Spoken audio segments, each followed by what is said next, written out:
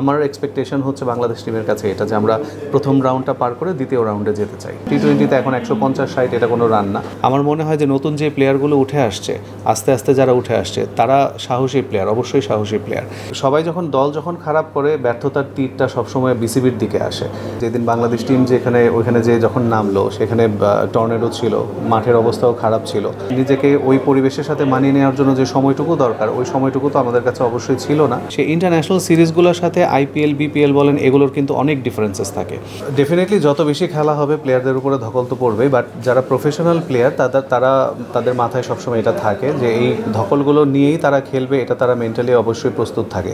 আর আমেরিকাতে যে খেলাটার কথা এখন নিয়ে আলোচনা হচ্ছে যে এটা হচ্ছে যে যেহেতু আমেরিকাতে কখনো কোনো দিন খেলা হয়নি, সেখানে কোন মাঠে খেলা হচ্ছে, কী পরিবেশে খেলা হচ্ছে সেটার ওয়েদার কন্ডিশনের সাথে অ্যাডজাস্ট করে নেওয়া। কারণ একদম টোটালি বাংলাদেশে যখন দিন ওইখানে তখন রাত, সো এই টাইমের সাথে জেট লেগের ব্যাপারগুলো এগুলো সব মানিয়ে নিয়ে ওইখানে মাঠের সাথে পরিচিত হয়ে তাদের বেস্টটা দেয়া, এই জন্য আগে থেকে কিছু খেলার আয়োজনটা করা হয়েছে। আরেকটা প্রশ্ন যেখানে কন্ডিশনের সাথে মানিয়ে নিতেই কিন্তু আপনারা সেখানে আসলে সিরিজটা খেলা হচ্ছে, সেক্ষেত্রে প্রথম সাকিব আল হাসান গতকালকে বলেছে তারা জাস্ট একটা অনুশীলন একদিন অনুশীলন করতে পেরেছে। আসলে কি অনুশীলনটাই আসলে ঘাটতি, বা কেন আসলে একদিন মাত্র?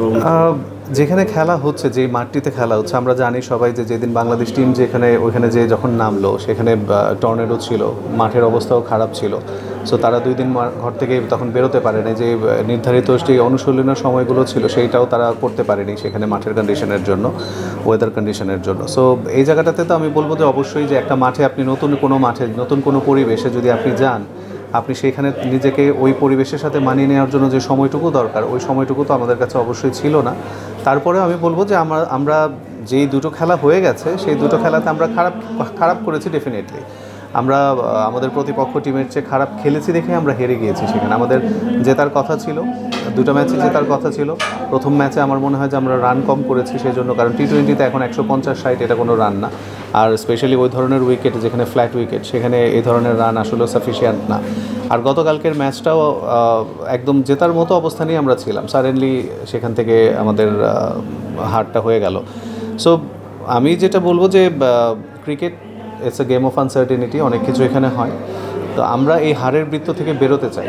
যে সবাই সবসময় যদি বলি যে গেম অফ আনসার্টেনিটি বারবার, এটা শুধু বাংলাদেশের সাথেই কেন হয়, এটাও তখন দর্শকদের একটা প্রশ্ন চলে আসে।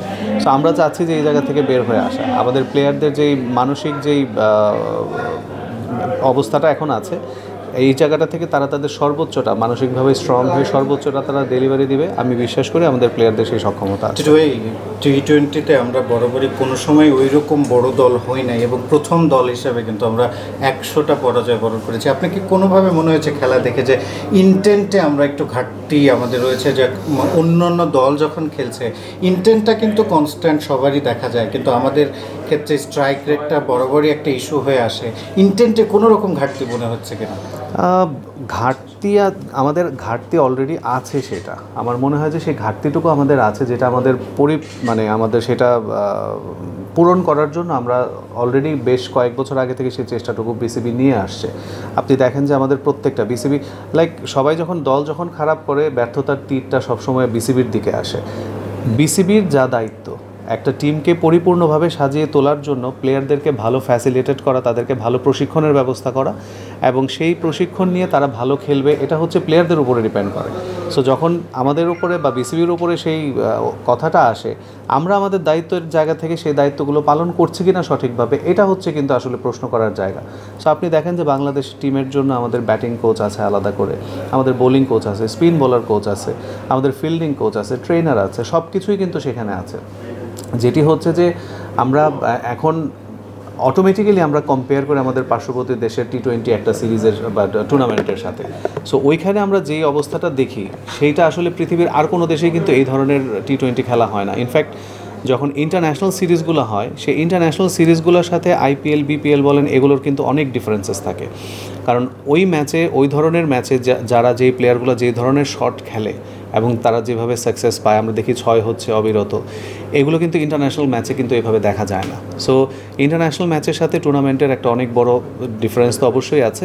বাট আমি অবশ্যই বলবো যে আমাদের দলের যারা খেলোয়াড় আছে তাদের এই টি-20-তে খেলার জন্য যে আমাদের মাইন্ডসেটটা এবং টেস্ট, শুধু টি-20 না, আমাদের টেস্টের কথাও যদি বলি, এই যে মাইন্ডসেটটা সেটা কিন্তু আমরা অনেক বেশি সময় ধরে যে খেলছি বা তৈরি করার সুযোগ পাচ্ছি সেই সময় কিন্তু এখন আমাদের হয়নি। কারণ আমরা নিজেদেরকে যে বলি আমরা ওয়ান ডেতে ভালো, কারণ ওয়ান ডেতে ভালো এই জন্য বলি যে আমরা বাংলাদেশের ক্রিকেটের জন্মের ইতিহাসটা যদি আমরা ধরি তখন থেকেই কিন্তু সেখান থেকে আমরা ওয়ান ডে খেলে এই পর্যন্ত এসেছি। একদম স্কুল ক্রিকেট থেকে শুরু করে যদি আমরা ধরি ন্যাশনাল টিম পর্যন্ত আমরা ওয়ান ডের আমাদের প্রস্তুতি বলেন, খেলার মাইন্ডসেট বলেন, এগুলো কিন্তু ওয়ান ডেতেই সবচেয়ে বেশি থাকে। এই জন্য আমরা ওয়ান ডেতে একটু বেটার টিম মনে করি অন্য বাকি দুইটা ফরম্যাট থেকে।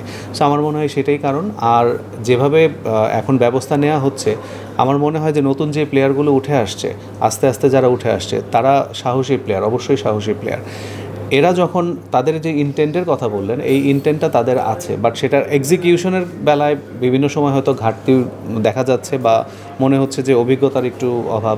তো আমার মনে হয় যে এই জায়গাটাতে তারা যদি মানে চলতে থাকে এইভাবে, আর একটু যদি আমরা সবাই মিলে মোটিভেট করতে পারি তাদেরকে, এই মোটিভেশনের জায়গা থেকে যদি তারা আর একটু নিজেদেরকে স্ট্রং ফিল করতে পারে, মাইন্ডসেটটা যদি তৈরি করতে পারে, তাহলে আমার মনে হয় রেজাল্ট আমরা যেটা চাচ্ছি সেই কাঙ্ক্ষিত রেজাল্টগুলো আমরা পাবো।